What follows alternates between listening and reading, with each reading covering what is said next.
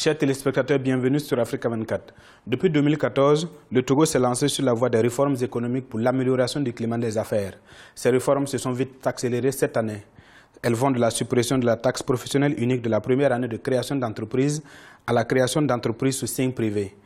D'autres réformes sont également en cours grâce à la cellule coordination des climats des affaires présidée par Mme Sandra Johnson, qui est notre invitée dans ce présent numéro de décryptage. Quelles sont les réformes engagées au cours de cette année 2018 visant l'amélioration du climat des affaires au Togo? Il faut reconnaître que cette année, nous avons mené soit environ 7 ou 8 réformes sur le volet création d'entreprise. La première réforme porte sur la réduction des droits, la suppression des droits en enregistrement. C'est vrai que la requête que nous avons reçue, c'est de voir dans quelle mesure on pourra réduire. Mais l'autorité s'est dit qu'il faut que nous allons loin pour regarder notre vision. Et donc, nous avons décidé de supprimer, aussi bien pour les SARL, qui constituent l'étude de cas de la Banque mondiale, que pour les SA. Donc, toute entreprise morale aujourd'hui qui veut s'installer au Togo n'a plus besoin de payer des droits d'enregistrement.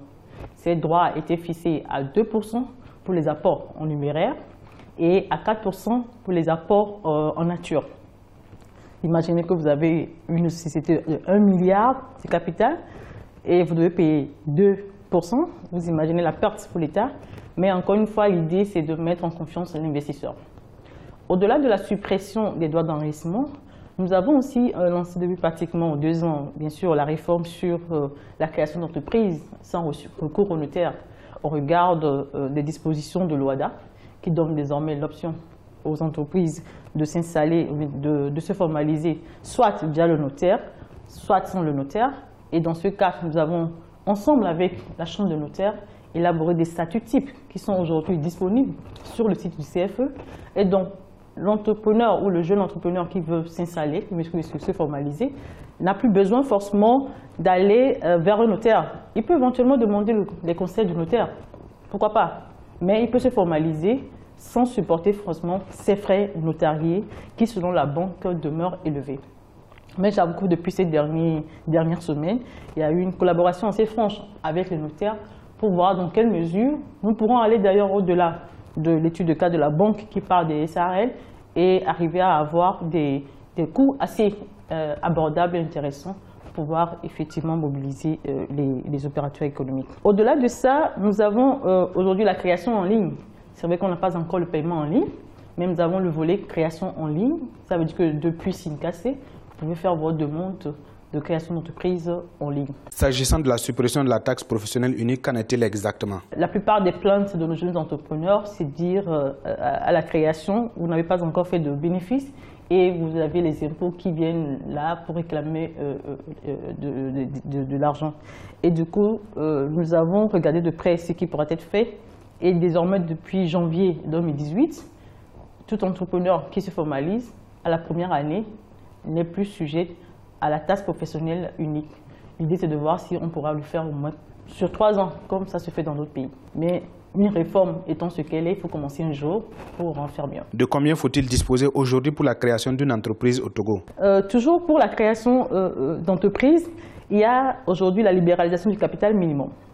Vous savez qu'avec l'OHADA, jusqu'en 2014, le capital minimum était fixé à 1 million de francs CFA. En 2014, on a fait la réforme, on est ramené à 100 000 francs. Depuis janvier 2018, ce capital est libéralisé. Donc, tout opérateur économique qui veut se formaliser, créer une entreprise morale, est libre de fixer son capital minimum dans le cadre de la création d'une société anonyme à responsabilité limitée. Donc, c'est une série de réformes, effectivement, qu'on a lancées, surtout sur le volet création d'entreprise, pour effectivement permettre aux entrepreneurs, aux investisseurs qui vont s'intéresser au Togo à pouvoir se formaliser dans un bref délai en vue de concrétiser la vision de l'autorité qui est de mobiliser les ressources, de créer de l'emploi, de créer de la richesse et de réduire la pauvreté. Au-delà de ces réformes déjà opérationnelles, quels sont vos chantiers immédiats en matière d'amélioration du climat des affaires au Togo? Notre gros défi demeure le foncier. Vous savez très bien que le foncier est un problème récurrent dans nos pays, en Afrique, au regard de nos pratiques culturelles. Et le Togo a la particularité dans la sous-région qui est du fait que la terre appartient non pas à l'État, mais aux collectivités. Nous travaillons aujourd'hui avec le département en charge de l'immatriculation, de la mutation des titres fonciers, à pouvoir réduire le délai et à pouvoir accélérer le processus. Pour, par exemple, ce document des affaires qui concerne généralement les opérateurs économiques et qui est pris en compte dans le cadre du business, c'est-à-dire les mutations totales. Selon la banque, par exemple, il faut entre 6 et 1 an pour pouvoir faire sa mutation du terrain, la mutation de terrain. Aujourd'hui, nous avons travaillé avec le département concerné pour arriver d'ailleurs à un délai moyen de 9 jours. Et qu'en est-il des droits d'enregistrement au niveau de la réforme foncière? Au niveau de la mutation, une des réformes assez importantes qu'on a eu à faire, c'est la réduction des droits d'enregistrement, qui est aujourd'hui passé de 5% à 2%.